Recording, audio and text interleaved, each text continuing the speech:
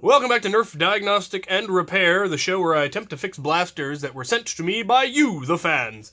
We've got some fun ones today, a couple that I have worked on. There's one that I actually haven't ever worked on, and then there's actually some accessories that actually ought to be an interesting attempt. I've never actually tried to do what I'm going to be trying to do, though I've been meaning to forever. I've had the parts for a while. But we're going to start with an oldie but a goldie, the Stampede. Still one of my all-time favorite Nerf blasters. This one was sent to me, and all I know for sure is that apparently, well, all they said was that it doesn't work. We're going to start by just putting batteries in it and the magazine and checking all the locks and making sure it wasn't user error. Now, there is plenty of corrosion on one of the battery leads, so it could have just been bad batteries, or they didn't get the lead cleaned up enough.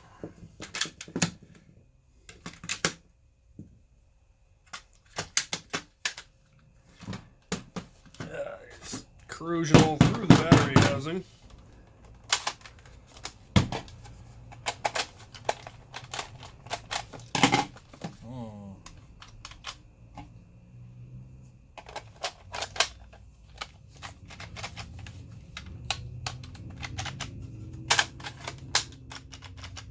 Still getting nothing.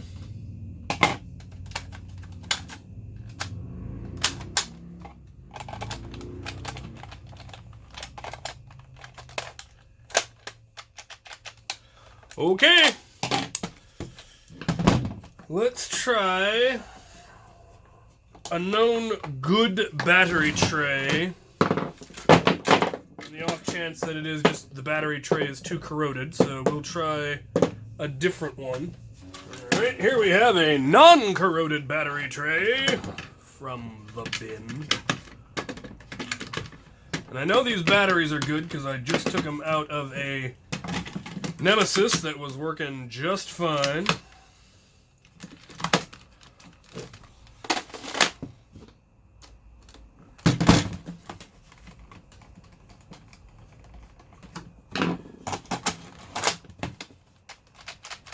Nope, still nothing. Okay, now we open it up.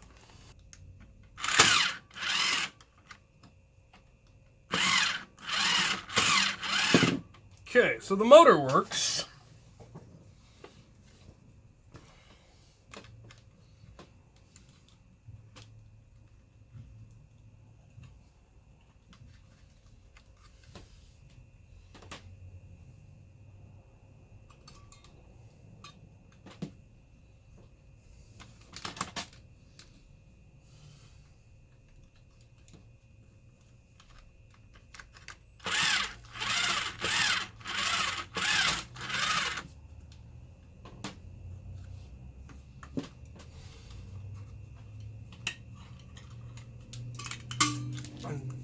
That worked. So, where then is the issue?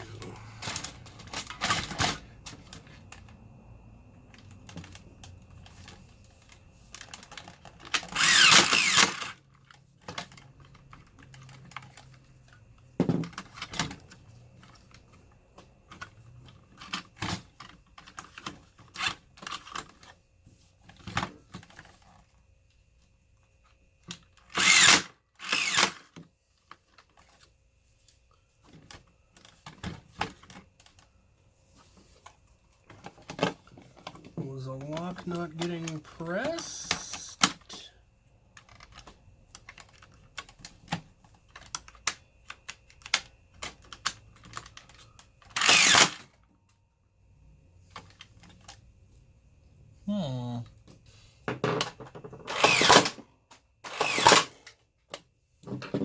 Alright, well, I'm not entirely sure what was wrong. I took it apart, tested it. The motor worked fine when I hooked directly up to it. I then hooked up to the battery leads, and it worked fine then. Then when I put the battery pack in, it worked. I've buttoned it up, and it is continuing to work. So, there you have it.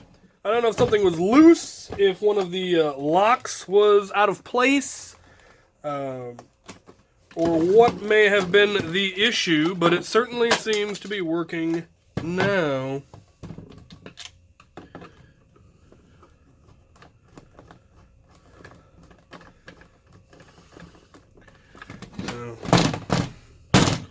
Jostle it a bit, see if it was maybe a loose wire that I didn't spot. So I can get it to quit working again.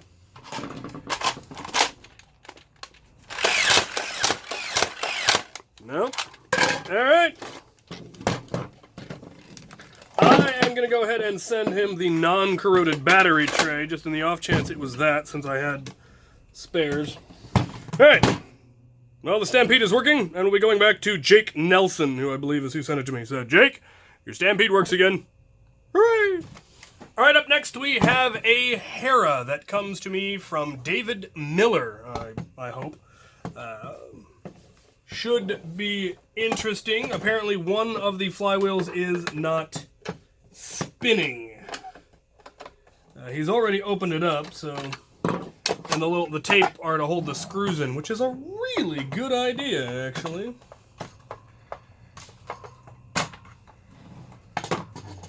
So this takes 1, 2, 3, 4, 5, 6 C batteries. I don't know if I have 6 C batteries. Okay, so what we know is that when you pull the trigger, only one motor spins. So we need to figure out whether the problem is with the wiring somewhere, if something... Aha! I found it. That was quick. One of the leads is not... The solder is bad. It's not actually touching the solder. So I'll bet anything, if I solder this right in, that'll solve the problem. So soldering iron is now on. It's not heated up, so it'll take a second for it to get heated up. We will then solder that connection and see if that solves the problem. Love it if it was that simple. This is why I say start with the motors and work your way back. Test the motors, make sure the motors actually spin when you touch electricity to them. If they do, work your way back through all the switches until you get all the way back. If you find a bad switch, bypass it or replace it. I mean, there's so many switches, all the lock switches, any of them could go bad. So if you end up just taking them out, eliminating them, then that solves that problem. Okay, so, in theory, the problem is a single bad solder right here. So if we heat it up,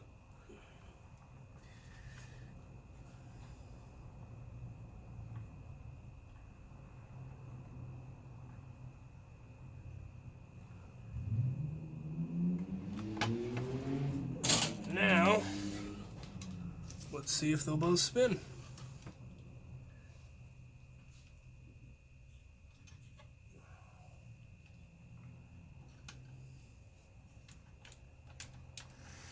Sure enough, that was it. Bad solder joint. This is what qualifies as what we would call a factory flaw, manufacturing flaw. It was when the blaster was made, it was one solder connection was bad. And that's all it takes. And it may be that it worked a little bit because it was still making contact, but as it worked its way loose, as you used it, or it may never have worked out of the box. This is why, I believe this is why Nerf doesn't glue the blasters together. They screw them together and make it so it is possible to take it apart. My theory is that they, because they say on the blaster, don't modify the blaster. Well, if they didn't want us to modify it, why don't they just solvent weld the whole thing together? And I believe it is so that we can repair them. That is my functional theory anyway. That Nerf knows they occasionally have factory flaws. They know that blasters have wear and tear. And so in order to not have to deal with quite as many angry customers in the event of minor manufacturing flaws, they simply make it so that you can take it apart and fix it. Alright, well the takeaway from this one is start up the motors and check all the connections. Test the motors to see if they spin up at all, and then check all of the connections, all the wires, all of the solders, make sure things are touching where they're supposed to, make sure things aren't touching where they aren't supposed to. Because when they're manufacturing, millions of these, every once in a while, one of them is going to have a flaw, and I don't know how well they test them. This, like I said, this was a connection that it looked like it was connected. I didn't spot it immediately at first, and when they first put it on, it may have been making enough contact to spin, but once you jostled it and it came loose, then the connection was no longer there, and this motor wouldn't spin up anymore. So they may have tested it, and it tested okay, and then when it got here, it quit working. So, easy fix if you have the right tools. If you're going to get into Nerf modding, you really need to learn how to solder. If you're going to be doing any kind of electronic blasters, obviously soldering is pretty much essential.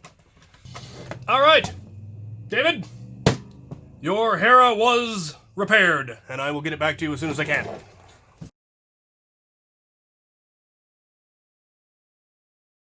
Interesting.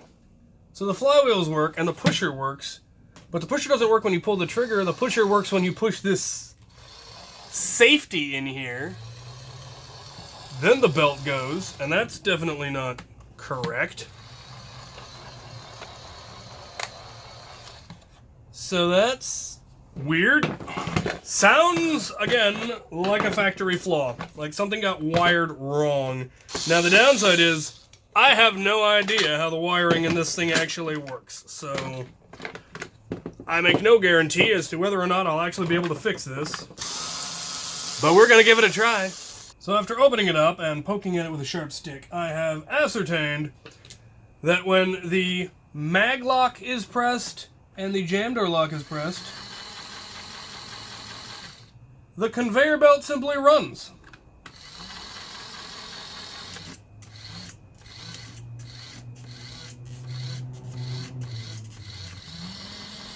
And not very strongly. And, well, that's definitely wrong. And it's pretty definitely, again, a manufacturing flaw. But this thing is so complicated, I have absolutely no idea where the flaw is. All the wires appear to be soldered to the right locations, but they could have two gray wires that are switched over that shouldn't be there. It could be any number of things. And I have absolutely no idea where things are supposed to go. And so I really don't have any way of hunting it down. There are so many things in here that seem unnecessary, but I don't know what I could possibly remove without breaking something. Like here on the coming off the battery, there are two wires on a little board with some kind of a resistor. I don't know if that is part of a MOSFET. I don't know. This thing uses a sensor to detect the darts, but I don't think that is actually how they determine how often to fire. I think that's just the thing that makes the little light flash when you're out of ammo. I don't know that that's in any way a counter, because I don't think it would ever not be tripped when the magazine is in, except when it's empty. So, yeah. I have no idea where to really start with trying to fix this, so I'm going to leave it here, and there are going to be two options. First of all, Troy Underwood, who sent it to me, if there's any chance you can still return it, I've probably voided the warranty by opening it, that would be the first option. Generally, if you get something this fancy, and it doesn't work right out of the box, put it back in the box and take it back, because I don't even know where to start with trying to fix it. Alternatively, if anybody out there can tell me, oh yeah, it's just the purple wire needs to go here instead of there, something is definitely wrong. So anyway, if somebody has some idea what I need to do to try to fix that, then I would be happy to fix it. If nobody can think of anything, or Troy, if you're okay with it, I can take out the select fire altogether, rewire it, and just turn it into a strangely shaped hyperfire. Yeah, the hyperfire is a fairly simple wiring. And I could just tear that out and rewire it as a hyperfire, and you'd at least have a fully automatic blaster at that point. But if someone is able to fix it, or if you want me to just send it back and you can try to return it, we can go either way. So let me know what you want me to do with this. I will probably do a little bit more research and see if anyone else has had this problem and if perhaps there is a solution. But that's where we stand on this one. So, yeah, not a great outcome, but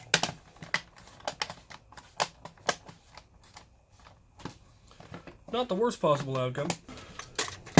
Finally, we have a pair of drum magazines coming to me from Daniel Rao, and we're going to see if we can't get them working again. The 18 is very sticky, and the 35 is just broken altogether. There doesn't even appear to be a spring in there, possibly. Anyway, I have some replacement drum magazine springs that I got from Foam Blast. They sell upgrade and replacement drum springs, which will hopefully bring your drums back to life. So we are going to pop these things open, and I'm going to learn how to put these in. I got a whole bunch of them to replace some of mine, and I haven't gotten around to it because I don't run drums very often anymore. I don't run them in wars because there's never a lot of room. They take up a lot of room. And so I generally don't wear them in wars. I used to use them in HVZ because I really wanted the extra ammo capacity, and so I'd run 18-round drums on in my strifes, and then a 35 in IRE at the beginning of the mission, and then once that ran out, if it ran out, I would just dump it and switch to the 18s that I had in my vest, the straight 18s. But I don't generally use them in wars because the rounds never last that long, or if they are going to last that long, having more ammo isn't going to help you in the long run anyway. Now, I think I should probably go watch Foam Blast's video on how you do this, because quite frankly, I haven't the foggiest idea. I'm going to go do some research. Alright, well, I forgot to turn the camera back on when I finish this, but on the next one, you basically just have to uncoil it and feed it into there and then recoil it. And then it will properly work. So now I should be able to reassemble it. Alright. Now it is, well, it's got a spring in it. Let's go see if it works. Alright, we're going to start. We got the 35 fully loaded, and it is still lovely return tension. We're going to try it out of my auto strifes, which are fairly unforgiving of drums usually. In fact, they won't even fit a drum with this on it, so we'll just take that off. Here we go.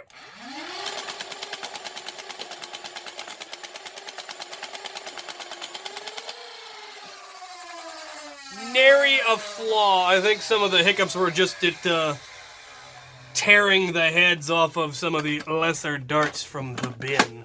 But yeah, emptied it beautifully. Let's try the 18 now. This time I will actually show putting the spring in. So on this one, instead of it being down on the base like it was, it's all the way up on the top. And it feels like it's just gotten worn out. Oh, and there's a kink in it. It got bent, and that's why it's not rolling up that last little bit quite right.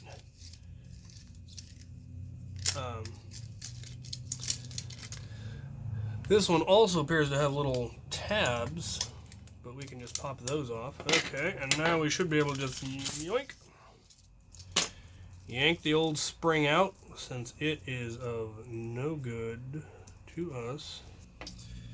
Now we just slide this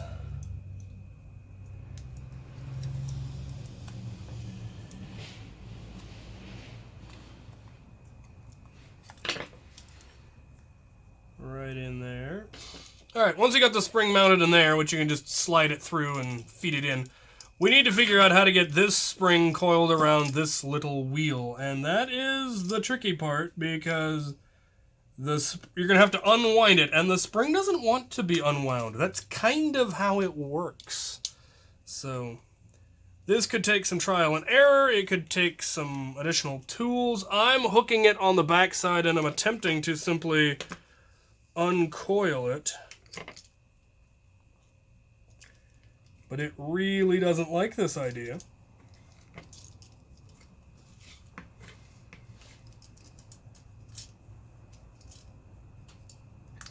Which is, of course, how springs work. They don't like to be deformed. That's why they work at all.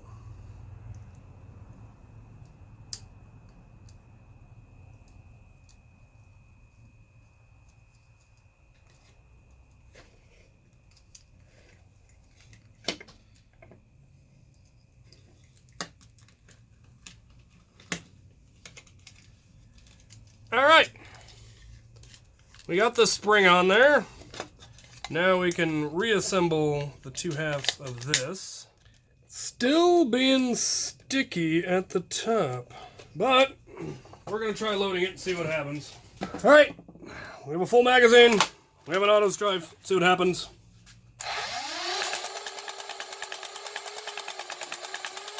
So we're going to call it good, and we are going to get these sent back from whence they came. All right, let's recap. We had a Stampede with a corroded battery tray and something else wrong with it.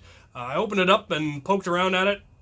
It started working, it's continued working, and I decided to put it back together and quit fiddling with it. We had a Hera with a bad solder out of the from manufacturing. This out of the box. There was a solder that got missed when they put it together. Fixed the solder, no problem with that one. We have a regulator that has some serious issues. The locks, both the jam door lock and the mag lock, when they are both pressed, the pusher motor just spins, and not very well. So something has been wired wrong in this from the factory, and I have no idea what. So if anybody out there can tell me what went wrong with that, or if you happen to have a full schematic of the wiring of a regulator so that I could look at it and try to figure out what is wrong, that would be lovely. Alternatively, if the person who sent this to me, Troy Underwood, if you could get a hold of me, let me know if you want me to just rewire it as a Hyperfire. I can do that. It'll be full auto only, but it will work. So that's 3 successes and a maybe. We will see. I hope this helped you guys with the basic diagnostic techniques that I use anyway. A lot of it is opening it up and poking things, hooking up wires directly to the motors to make sure that the motors actually work, and then checking switches all the way back until I figure out where the flaw was.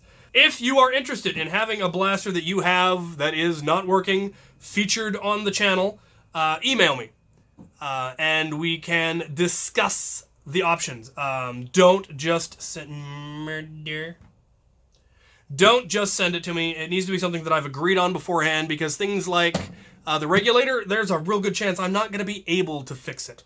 And if it's something like that, I may not want to do it. Or if it's something that I've already done on the channel, I might not want to do just another one. There are also some where it would be cheaper to just buy a new blaster than to mail the blaster to me. And if it's something that it was broken right out of the box, I'm really going to recommend taking it back. Because if it is a factory flaw or a manufacturing flaw, again, there's a chance I might not be able to fix it without replacing parts. And I'm hoping to not have to do that too often. So if you're interested, email me, we can discuss it, and we will go from there. So I hope this was helpful, and I will get these shipped back to the people who sent them to me, and thank you guys for watching.